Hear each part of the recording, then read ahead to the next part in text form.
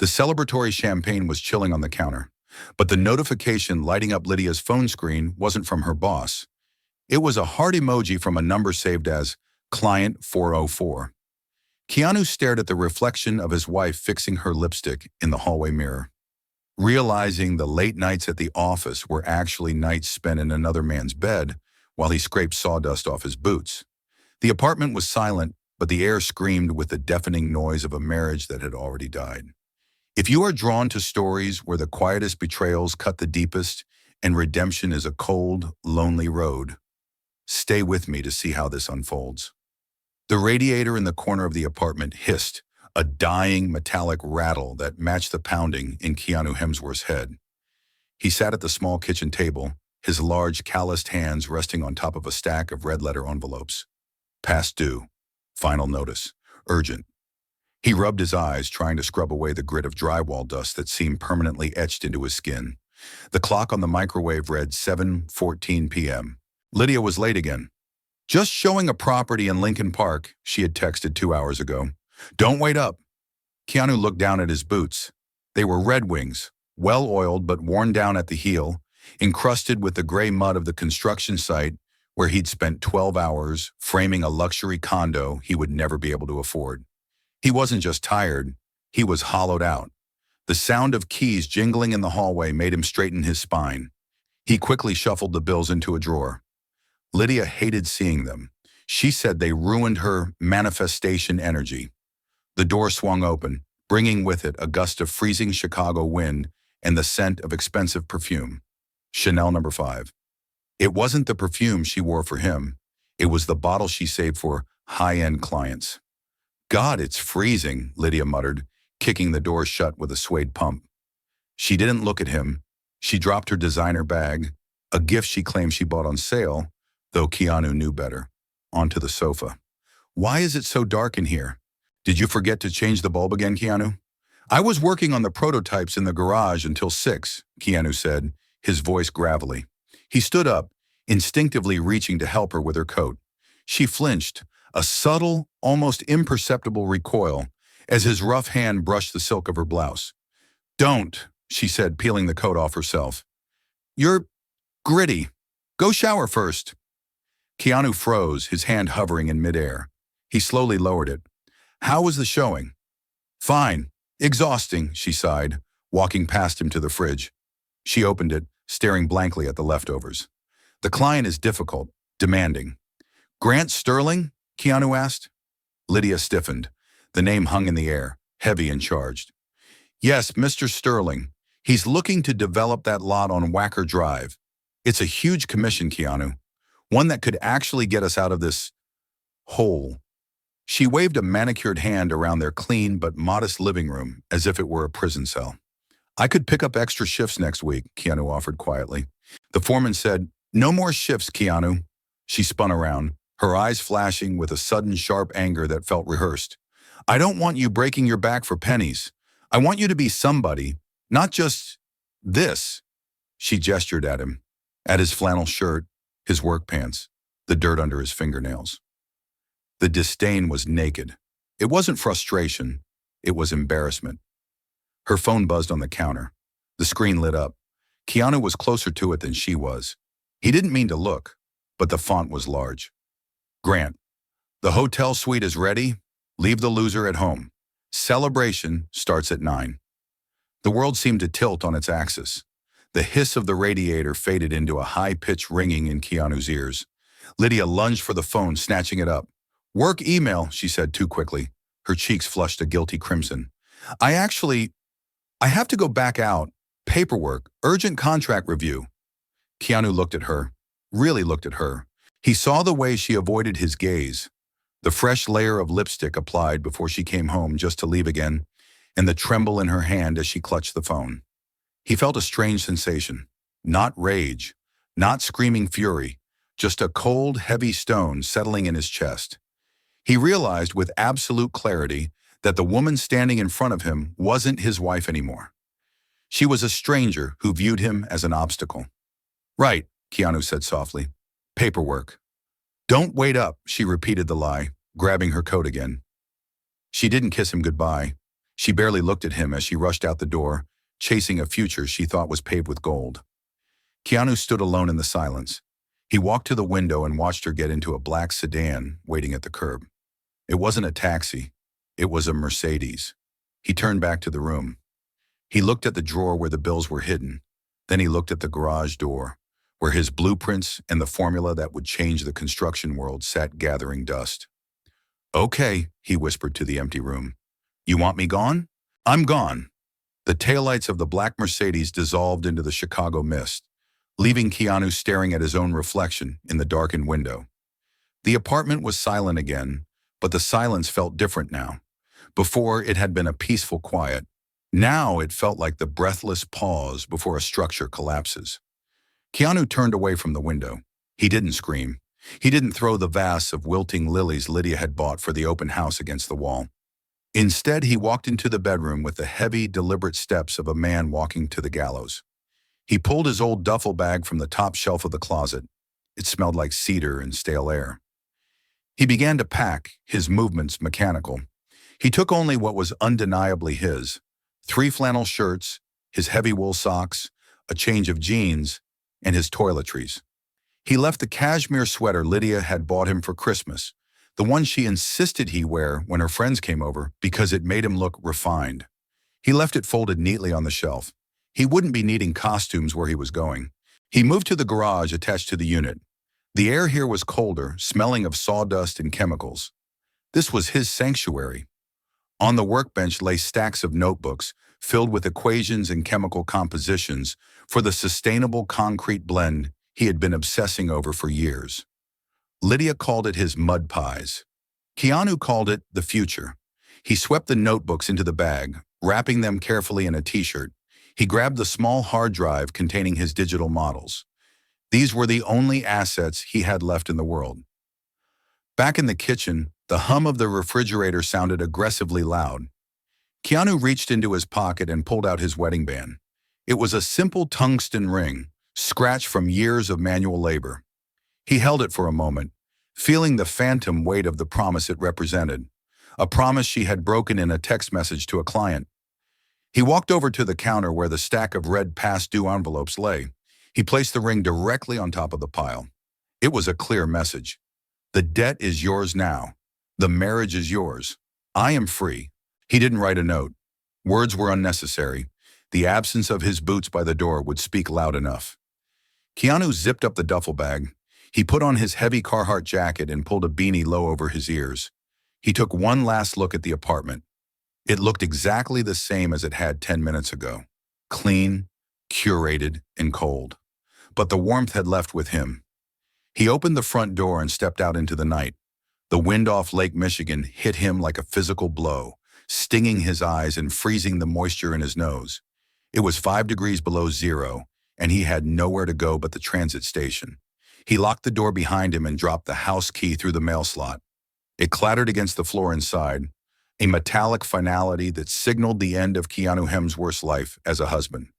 He turned his collar up against the wind and began to walk toward the train, his boots crunching on the fresher snow, leaving footprints that the coming blizzard would soon erase completely. Lydia didn't return to the apartment until nearly noon the next day. The winter sun was glaring off the snow-piled streets, a harsh, exposing light that made her squint behind her oversized sunglasses. She unlocked the door, humming a melody that had been playing in Grant's suite, her head still swimming with the afterglow of expensive champagne and the promise of a life without limits. "Keanu?" she called out, though she did so out of habit rather than concern. She expected the smell of sawdust or strong coffee. She expected him to be sitting at the table, sullen and silent, ready to be ignored. Instead, the apartment greeted her with a stagnant, cold silence. The heat had been turned down. The air felt abandoned. She walked into the kitchen, dropping her keys on the counter. That was when she saw it. The stack of red envelopes was still there, but now sitting atop the final notice for the electric bill was a dull gray circle. Lydia froze. She reached out and picked up the tungsten ring. It was cold against her skin. She looked around the room, scanning for a note, a plea, a dramatic letter of accusation. There was nothing. Just the ring and the bills. She checked the closet. His side was empty, save for the old sweater she hated. The garage door was cracked open. She peeked inside. His workbench was stripped bare. The prototypes, the messy notebooks, the tools, all gone. A strange sensation washed over her. For a second, her stomach knotted with the primal fear of abandonment. But as the seconds ticked by, the knot unraveled, replaced by a light, effervescent bubbling in her chest. He was gone. The anchor was cut. She didn't cry. She didn't collapse. Instead, she pulled out her phone and dialed Elena, her colleague at the real estate agency. "Lydia? Where are you? The open house starts in an hour," Elena's voice chirped. "I can't make it," Lydia said, infusing her voice with a practiced tremor. She leaned against the counter, twirling Keanu's wedding ring between her fingers like a cheap trinket. "It's Keanu. He's gone." "Gone? What do you mean?" "He packed his bags and left in the middle of the night," Lydia lied, the story forming effortlessly on her tongue. "I think the financial pressure was finally too much for him. You know how he's been lately. So unstable. He just couldn't handle the reality of our life anymore. He abandoned me, Elena. Left me with all the bills." "Oh my God, Lydia." "That coward," Elena gasped. "I always knew he wasn't strong enough for you." "I don't know what I'm going to do," Lydia said, staring at her reflection in the microwave door. She looked surprisingly composed. "I'm terrified." She hung up and immediately dialed Grant. 2 hours later, a moving crew hired by Grant Sterling was clearing out her wardrobe. Lydia didn't bother with the furniture or the kitchenware. Those were tainted with mediocrity. She only took her clothes, her jewelry, and her shoes. By evening, she was standing on the balcony of Grant's penthouse on the 42nd floor, overlooking the glittering expanse of the Chicago skyline. The wind here was just as cold as it had been on the street, but it felt different. It felt exclusive. Grant came up behind her, wrapping his arms around her waist, a glass of scotch in his hand. "To new beginnings," he whispered, kissing her neck. "You're better off without the dead weight." Lydia clinked her glass against his. Below them, the city lights blurred into streaks of golden red. Somewhere down there, in the dark, Keanu was freezing. Somewhere down there, the man who had built her bookshelves and fixed her car was struggling to survive. Lydia took a sip of the scotch. It burned, but it warmed her. She tossed Keanu's tungsten ring into the trash can in the high-tech kitchen before joining Grant in the living room. "Yes," she smiled, the lie now fully becoming her truth. "He just wasn't strong enough." 3 years later, the view from the 42nd floor had lost its novelty. What had once looked like a kingdom of lights now looked like a grid of jagged teeth waiting to chew them up. Lydia sat at the sprawling marble island in the kitchen, nursing a migraine that had started the moment she woke up. The penthouse was magnificent, a testament to modern design, but it was freezing. The smart thermostat was malfunctioning again, and Grant refused to call a repairman, insisting he could sue the manufacturer instead. Keanu would have fixed it in 5 minutes with a screwdriver and a patient smile. Lydia pushed the thought away, taking a sip of lukewarm lemon water. She heard Grant before she saw him. He was in the hallway, screaming into his phone. "I don't care what the zoning commission says, Mike. Grease them. That's what I pay you for." Grant stormed into the kitchen, his silk tie undone, his face flushed a mottled red. He didn't greet Lydia. He went straight for the espresso machine, slamming a mug down with enough force to make Lydia wince. "Is everything okay?" she asked cautiously. She had learned over the last 3 years that Grant's moods were as volatile as the stock market he obsessed over. "Everything is fine," he snapped, aggressively pressing buttons on the machine. "Just incompetent morons trying to tank the Wacker Drive project. They want another environmental impact study. Can you believe that?" "More red tape." Lydia hesitated. "The card was declined at the florist yesterday, Grant. I had to use my personal emergency account." Grant froze. He turned slowly, his eyes narrowing. It wasn't the look of a partner. It was the look of a predator assessing a threat. "It was a banking error, Lydia. I switched assets to an offshore holding. Don't be dramatic." "It's embarrassing, Grant." The florist looked at me like I was a fraud. "You are Mrs. Grant Sterling," he sneered, walking over and leaning close to her face. He smelled of stale scotch and expensive cologne. "You are not a fraud unless I say you are. You walk in there and you tell them to run it again. You don't question me about finances. You just look pretty and keep the donors happy at the gala next week. That's your job. That's what I bought you for." The words hung in the frigid air. "That's what I bought you for." He grabbed his briefcase and stormed out, the heavy front door slamming shut, vibrating the floorboards. Lydia sat in the silence, her hand trembling as she set down her water glass. The freedom she had left Keanu for felt remarkably like a cage. With Keanu, they had been broke, yes. They ate pasta 5 nights a week and counted coupons. But Keanu had never looked at her with contempt. He had never treated her as an acquisition. She walked to the window, looking down at the gray city. A notification popped up on her iPad on the counter.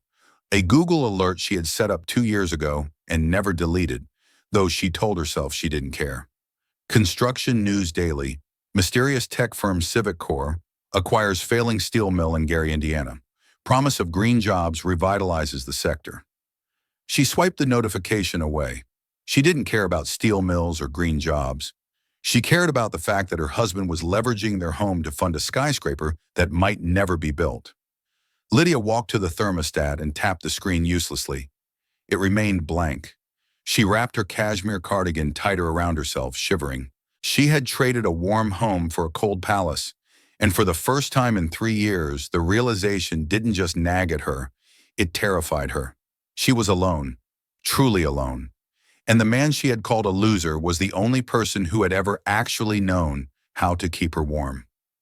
The cocktail mixer was held in the atrium of the Chicago Architecture Center, a space of soaring glass and steel that usually made Lydia feel important. Tonight, however, the air conditioning was too aggressive, and the chatter of the city's elite felt less like networking and more like an interrogation. Lydia stood by a scale model of the city, clutching a glass of white wine she hadn't taken a sip of in 20 minutes. Her eyes darted around the room, tracking Grant. He was near the bar, cornering the deputy mayor. Grant's gestures were too wide, his voice a decibel too loud. He was sweating. "Rough night for Sterling Development, isn't it?" Lydia turned, forcing a bright, practiced smile. It was Charles Vance, the CEO of a rival firm. His smile didn't reach his eyes. "I don't know what you mean, Charles," Lydia lied smoothly. "Grant is just passionate about the new Skyline project." "Passionate? I heard he was outbid," Charles said, taking a sip of his scotch. He stepped closer, lowering his voice conspiratorially. "Crushed, actually, by that new outfit, Civic Core." Lydia frowned. She had seen the name on Grant's desk, buried under piles of legal threats. "A startup. They're undercutting prices. It's unsustainable." "It's not just the price, Lydia," Charles corrected her, a gleam of curiosity in his eyes. "It's the tech. They have some proprietary formula. High-strength, carbon-negative composite. It cures in half the time of standard concrete. They're rewriting the building code overnight." Lydia felt a strange prickle on the back of her neck. Proprietary formula. Cures in half the time. A memory flashed. Keanu in their freezing garage, covered in gray dust, excitedly explaining hydration rates while she rolled her eyes and turned up the volume on the TV. She shook her head, dismissing the thought. Keanu was a laborer. This was high-level chemical engineering. "Who runs it?" Lydia asked, feigning polite interest. "That's the thing," Charles said, looking over her shoulder. "Nobody knows. The CEO is a ghost. No interviews, no galas, just a name on the contracts, M Industries. They say he operates out of Seattle but has come home to Chicago to clean house." A loud crash echoed through the atrium. The room fell silent. Lydia spun around. Grant had dropped his glass. It shattered on the polished floor, sending shards and whiskey everywhere. The deputy mayor looked unimpressed, wiping a splash of liquid from his sleeve. "It's a rigged system," Grant slurred, pointing a shaking finger at no one in particular. "You can't trust that eco-garbage. It'll crumble in a year." Lydia rushed forward, the heels of her Louboutins clicking sharply on the stone. She grabbed Grant's arm, her grip bruising. "Grant, stop. You're tired." "Get off me," he hissed, but he let her steer him toward the exit. The crowd parted for them, not out of respect, but out of the awkward pity reserved for a train wreck. As they waited for the valet in the biting cold, Grant leaned against a concrete pillar, breathing heavily. "They came out of nowhere," he muttered, his arrogance replaced by a terrified confusion. "They knew my margins, Lydia. They knew my exact breakage points." It's like they were inside my head. Lydia looked at her husband, disheveled, drunk, and defeated. Then she looked out at the city. High above, a construction crane turned slowly against the night sky, its warning light blinking like a red eye. "It's just business, Grant," she said, though her voice lacked conviction. "No," Grant whispered, staring into the dark. "It feels personal." Lydia shivered, pulling her coat tight. She remembered the tungsten ring sitting on the stack of bills 3 years ago. She remembered the silence of the empty apartment.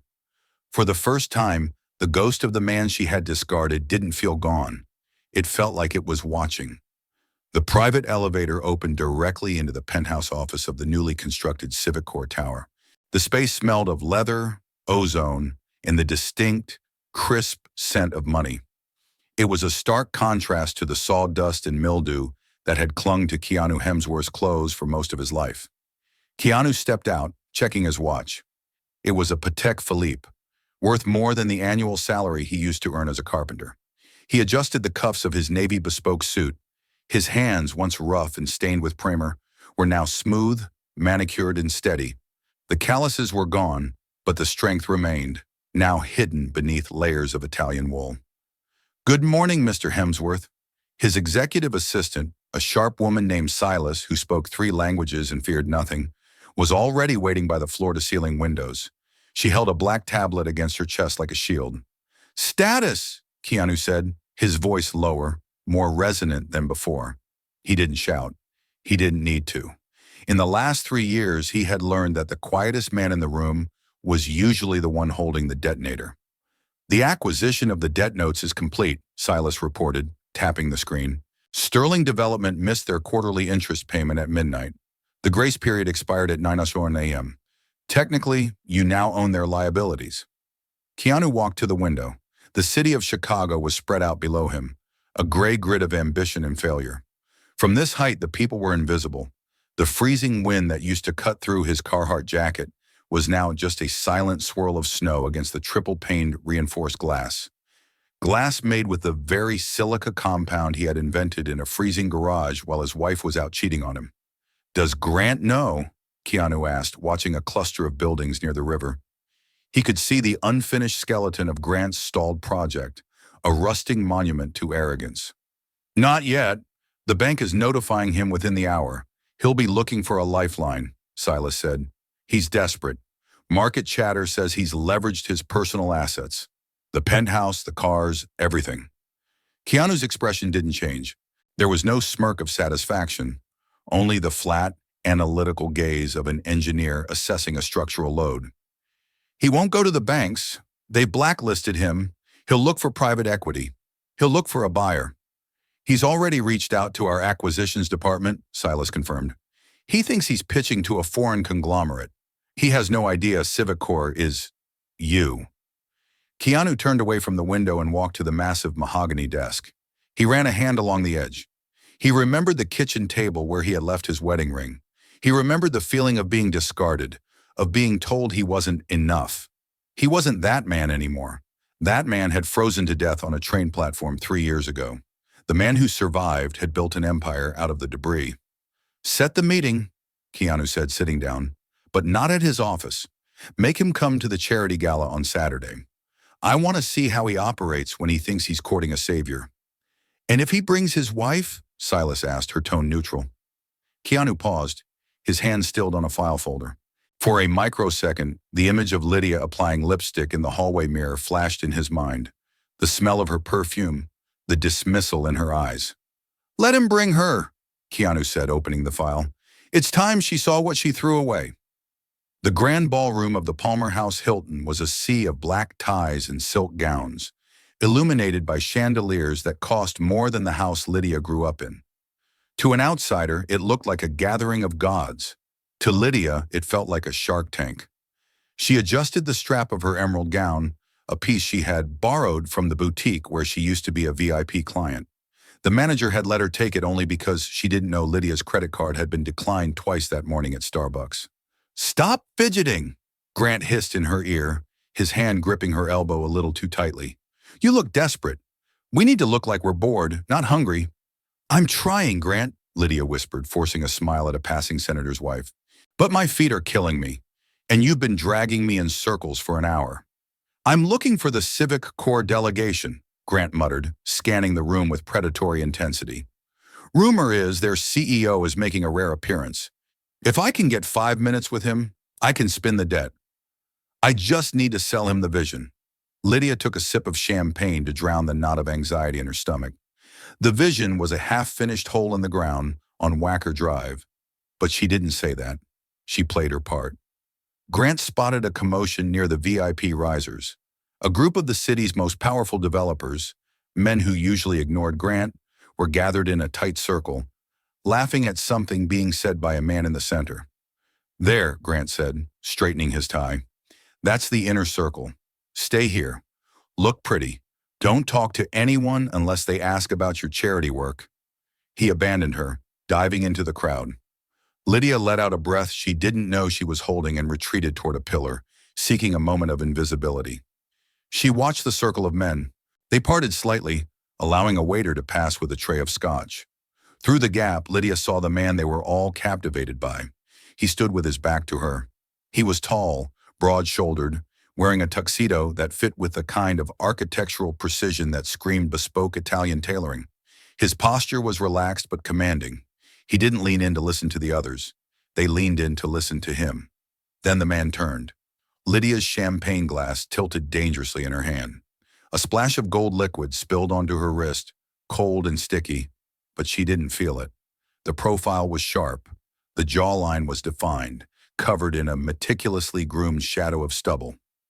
The hair was cut shorter, styled with an expensive matte finish, but the color, that deep dark brown, was the same. He laughed at something the mayor said. It wasn't the boisterous, open laugh she remembered. It was a low, controlled chuckle, a sound of polite power. No, Lydia breathed, her voice lost in the swell of the string quartet.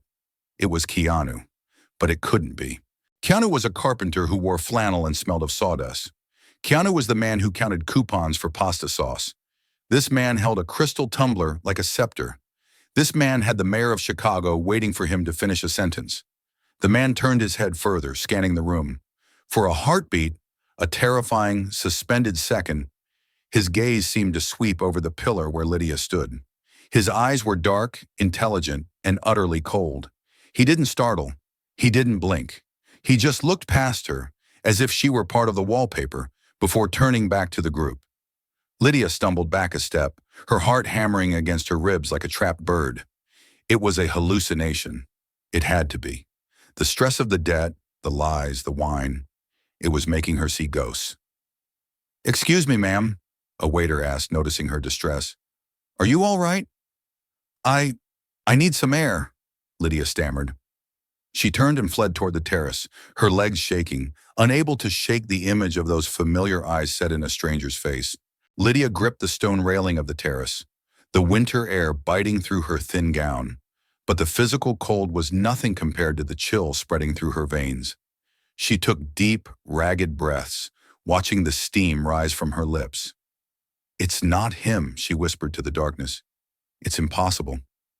She squeezed her eyes shut, summoning the image of the Keanu she knew. That Keanu wore flannel shirts with frayed cuffs. That Keanu smelled of pine sawdust and cheap laundry detergent. That Keanu drove a rusted pickup truck that rattled when it idled. The man inside the ballroom was wearing a tuxedo that cost more than that truck. He moved with the predatory grace of a man who owned the room, not a man who fixed the floorboards. "It's just a resemblance," as she assured herself, "a cruel coincidence." Composing herself, Lydia smoothed her hair and stepped back inside. The warmth of the ballroom hit her, carrying the scent of expensive perfume and roasted duck. She scanned the crowd, needing to prove herself right. She needed to see him up close, catch a glimpse of a cheap watch or a nervous tick, something that would betray him as an imposter or a stranger. She found Grant near the bar, looking flushed and manic. He was typing furiously on his phone. "Grant," she said, approaching him. "Who is he? The man in the center?" Grant didn't look up. "The savior, Lydia. That's who he is. I managed to get a word with his VP. They're interested in the Wacker Drive site." "What's his name?" Lydia pressed, her voice tight. "Hemsworth. Grant said, finally pocketing his phone. Keanu Hemsworth, CEO of Civicor. The world seemed to stop. The chatter of the party, the clinking of glasses, the string quartet, it all dropped into a vacuum of silence. Hemsworth, Lydia repeated, the name tasting like ash in her mouth. Grant laughed, a short, dismissive bark. I know, right? Same name as your deadbeat ex. Irony of the century. But don't worry, this guy's the real deal. MIT dropout, self-made billionaire, patents on some revolutionary concrete polymer. He's been operating out of Seattle for 5 years. 5 years, the timeline aligned perfectly. The concrete polymer, the patents he used to work on in the garage until 2 a.m., the mud pies she had mocked. Lydia felt the room spin. She grabbed a passing waiter's tray to steady herself. Grant, are you sure? Am I sure he's a billionaire? Yes, Lydia. I Googled him. Look. Grant shoved his phone in her face. Lydia stared at the screen. It was a profile on Forbes. The headline read, The Concrete King, How Keanu Hemsworth Rebuilt the Industry. There was a photo. It was a candid shot taken from a distance at a construction site. He was wearing a hard hat, but the eyes were unmistakable. They were the same eyes that used to look at her with adoration. Now even in the photo, they looked like steel. He's agreed to a meeting, Grant said, oblivious to his wife's terror. Monday morning, if I can close him, we're saved. We're rich again, Lydia. Lydia looked across the room. The circle of men had shifted. Keanu was walking toward the exit, flanked by his security team. As he reached the double doors, he stopped. He turned slowly, scanning the room one last time. His gaze locked onto hers. It wasn't an accident this time. He looked directly at her, across 50 feet of crowded ballroom. He didn't smile. He didn't wave. He simply raised his glass in a subtle, mocking toast and then drank. Lydia stopped breathing. It wasn't just a resemblance. It wasn't a coincidence. It was a reckoning. The man she had discarded as trash had returned as the one man who could decide if she ate or starved. Oh my God, she whispered, the realization crashing down on her. He knows. Monday morning arrived with the color of wet slate. The Chicago sky was a flat, oppressive gray that pressed down on the city, matching the crushing weight in Lydia's chest. She stood in the lobby of the Civicor Tower, clutching a leather portfolio that contained the disastrous financials of Sterling Development. Her hand was shaking so badly she had to grip the handle with white-knuckled force to steady it. Grant wasn't there. At 7 a.m., he had been curled on the bathroom floor, vomiting bile and whispering about heart palpitations. He had shoved the files into her hands and told her to go. You're better at this, he had wheezed, wiping sweat from his forehead. Charm him. Cry if you have to. Just get the check. Lydia stepped into the elevator. The ride to the 50th floor was smooth and silent, a rapid ascent that made her ears pop. She checked her reflection in the polished steel doors. She wore a severe black suit, high-necked and conservative. She had scrubbed her face clean of the heavy makeup she usually wore, trying to look humble, honest. The doors slid open. Mrs. Sterling, a voice clipped. It was the assistant from the gala. She sat behind a desk that looked like a slab of obsidian. Mr. Hemsworth is expecting you. My husband, Grant couldn't make it, Lydia stammered. He's ill. Mr. Hemsworth prefers dealing with the decision-makers anyway, the assistant said, her eyes devoid of sympathy. She gestured to the double doors at the end of the hall. Go right in. Lydia walked down the corridor. Her heels sank into the plush carpet, muting her footsteps. It felt like walking toward an execution. She reached for the heavy brass handle, took a breath that didn't fill her lungs, and pushed the door open. The boardroom was vast. 2 walls were entirely glass, offering a panoramic view of the frozen lake in the city grid. In the center of the room sat a long table made of reclaimed timber and steel, industrial, brutal, and beautiful. At the far end, with his back to the view, sat Keanu. He didn't stand up. He was reading a file, a pair of rimless glasses perched on his nose. He wore a charcoal suit without a tie, the collar of his white shirt crisp against his throat. He looked healthier than she had ever seen him. The exhaustion that used to darken his eyes was gone, replaced by a terrifying vitality. He turned a page. the sound loud in the silent room. Then he looked up. "Mrs. Sterling," he said. His voice was calm, baritone, and utterly impersonal. "Please take a seat." Lydia froze. He didn't say Lydia. He didn't say hello. He addressed her by the name of the man she had left him for. She walked to the chair at the opposite end of the table, the negotiator's distance. She sat down, placing the portfolio on the wood. "Keanu," she started, her voice cracking. "Mr. Hemsworth," he corrected her effortlessly. He didn't raise his voice. He simply adjusted reality. "In this room, I am the acquiring party. You are the distressed asset. Let's keep the terminology precise." Lydia felt tears prick her eyes, hot and shameful. "Mr. Hemsworth," she whispered, we didn't know it was you." "I'm aware," Keanu said.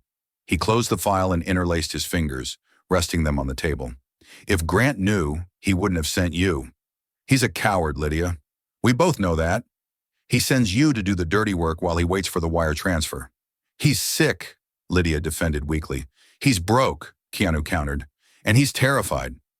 He stood up then, walking slowly toward the window. He looked out at the city he now owned a significant piece of. "You have 5 minutes, Mrs. Sterling," Keanu said to the glass. "Tell me why I should buy your husband's failing company instead of letting the bank foreclose and picking up the pieces at auction for pennies on the dollar.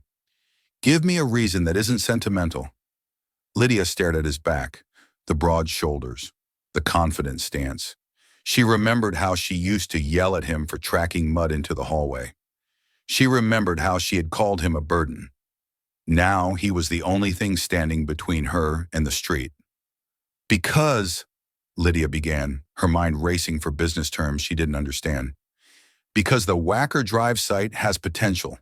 The zoning is approved." Keanu turned around. A faint, humorless smile played on his lips. "I know the potential, Lydia. I wrote the structural engineering report for that site 6 years ago. You used the back of the draft to write a grocery list." Lydia flinched as if he had slapped her. "Sit up straight," Keanu commanded softly, walking back to the table. "If you want to negotiate, then negotiate. Don't beg." "I don't buy begging." Keanu tapped a key on his laptop, projecting a spreadsheet onto the glass wall behind him. The numbers glowed in the dim light of the boardroom, columns of red ink that looked like open wounds. "Let's look at the assets, shall we?" Keanu asked, his voice devoid of malice, which made it all the more terrifying. He picked up a laser pointer. The red dot danced over the projection. "The Wacker Drive project. Stalled for 16 months. You're paying 6 figures a month in interest on the construction loan. The land value has depreciated by 12% since the zoning dispute began." Lydia swallowed hard, her throat dry. "The market fluctuates, Mr. Hemsworth. Once the building is up, the condos will sell for—" "There will be no condos, Lydia," Keanu cut in. "Not under Sterling management. I've seen the contractor liens. Grant hasn't paid the steel suppliers in 4 months. They're about to walk off the job." He clicked the remote. The screen changed. It was a bank statement. "And this," Keanu said, the red dot circling a series of transactions. "The Cayman holding account. Grant told the shareholders this was a reserve fund for materials. But if you track the routing numbers, the money flows directly into a personal account used to lease a private jet and pay off high-stakes gambling debts in Macau." Lydia went cold. She stared at the numbers. The dates aligned with the business trips Grant had taken last spring. That's an accounting error," Lydia lied, though her voice was barely a whisper. "It's embezzlement," Keanu corrected her. He closed the laptop. The room went dark again, save for the gray winter light from the window. "If I let this go to bankruptcy court, the forensic accountants will find this in an hour. Grant won't just be poor, Lydia. He'll be indicted." Lydia gripped the edge of the table. Her knuckles were white. The room felt like it was shrinking, the walls closing in. She had come here to save her lifestyle, and now she was fighting to keep her husband out of a federal prison cell. "What do you want?" she asked, her voice trembling. Keanu slid a single sheet of paper across the mahogany table. It stopped perfectly at the edge, right in front of her. "Total acquisition," Keanu said. "I buy the debt. I take the land, the permits, the intellectual property, and the Sterling brand name. In exchange, I cover the liabilities to the suppliers, and I bury the audit trail on the Cayman account. Grant walks away clean, but he walks away with nothing. Lydia scanned the document. Her eyes widened. Nothing? But the penthouse? The cars? Company assets, Keanu said simply. Leveraged against the business loans. They belong to Civic Corps now. We'll be homeless, Lydia gasped, looking up at him. You're putting us on the street. Keanu leaned back in his chair, studying her. Not on the street, Lydia. You're resourceful. You have a real estate license. Grant has charisma. You'll survive. People like you always do. Keanu, please, she said, slipping and using his name again. You can't do this. It's vindictive. Vindictive? Keanu raised an eyebrow. I'm offering you a bailout. I'm saving your husband from a 10-year sentence. I'm absorbing toxic debt to acquire a prime location. This isn't emotional, Lydia. It's just business. Isn't that what you told me when you left? That you needed a partner with ambition? That you couldn't be tied down to a financial burden? He stood up, buttoning his jacket. You wanted a tycoon, Lydia. Now you're negotiating with one. Sign the paper, or I call the SEC before lunch. Lydia looked at the pen sitting on the document. It was a heavy, expensive Mont Blanc.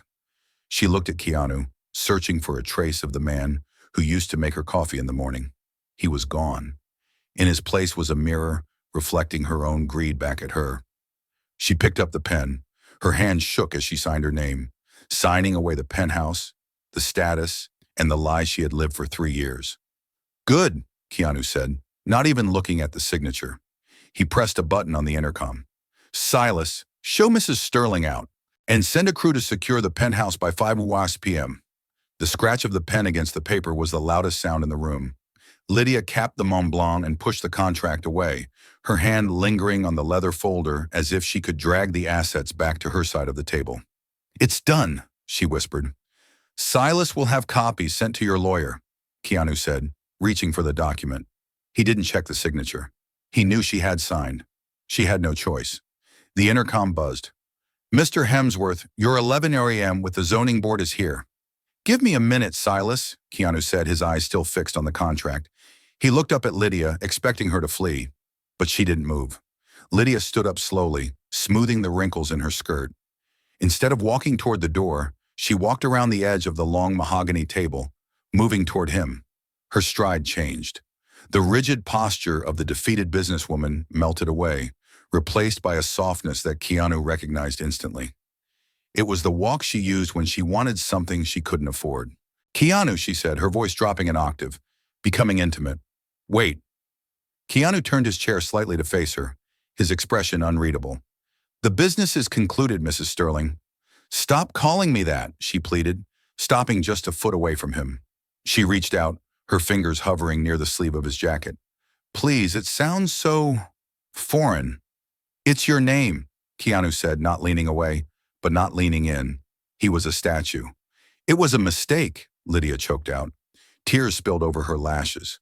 Perfect, cinematic tears. I was lost, Keanu. I was scared. Grant, he promised me security. He promised me the life I thought we were supposed to have.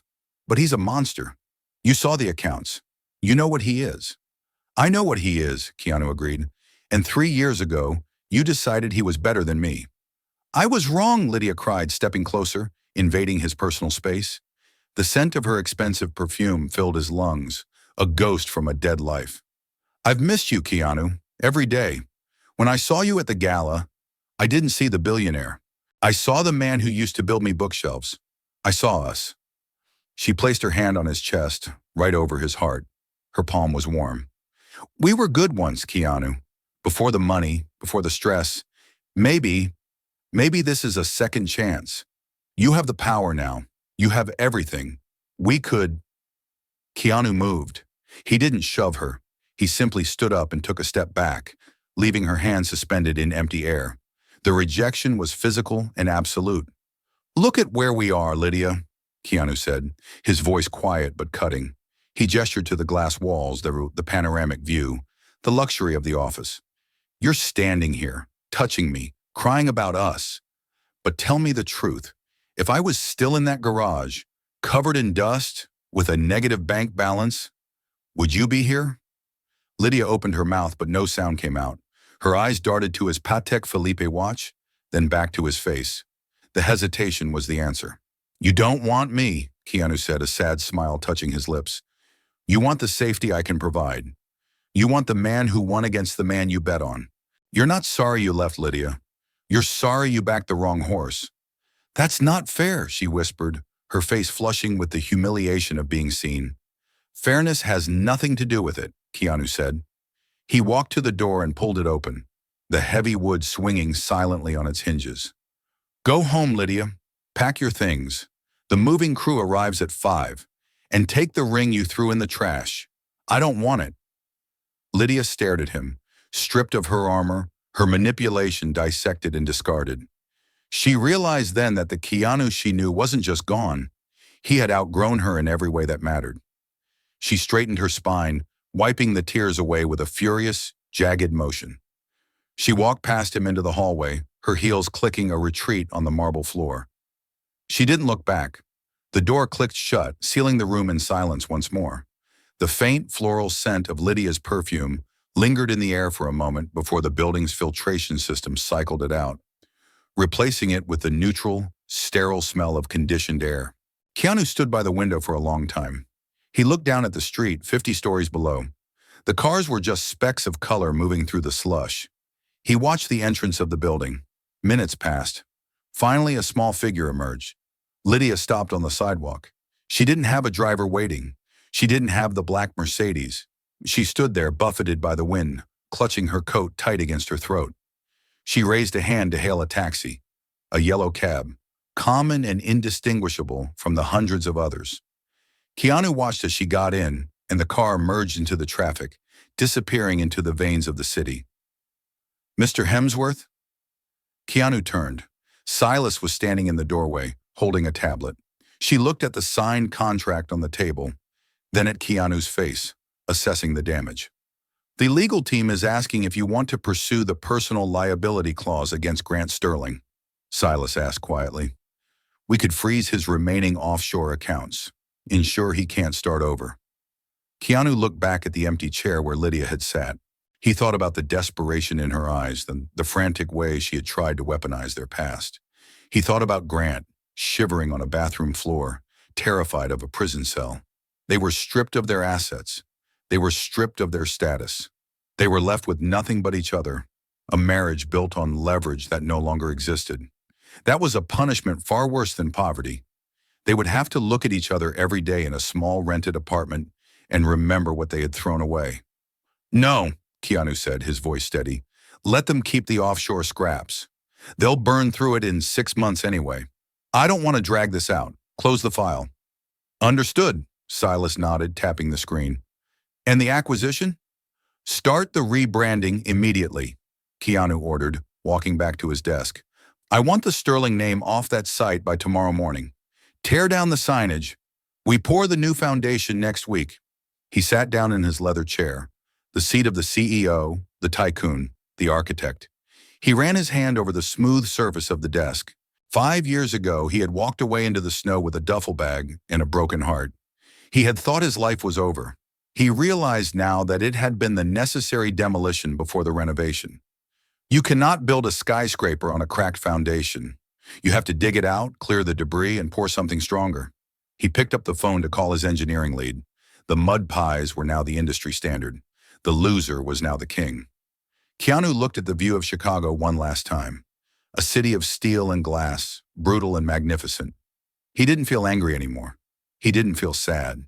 He just felt the cool, solid weight of the future in his hands. "Silas," Keanu said into the intercom. "Yes, sir?" "Get the car ready. We have a lot of work to do." He opened the next file.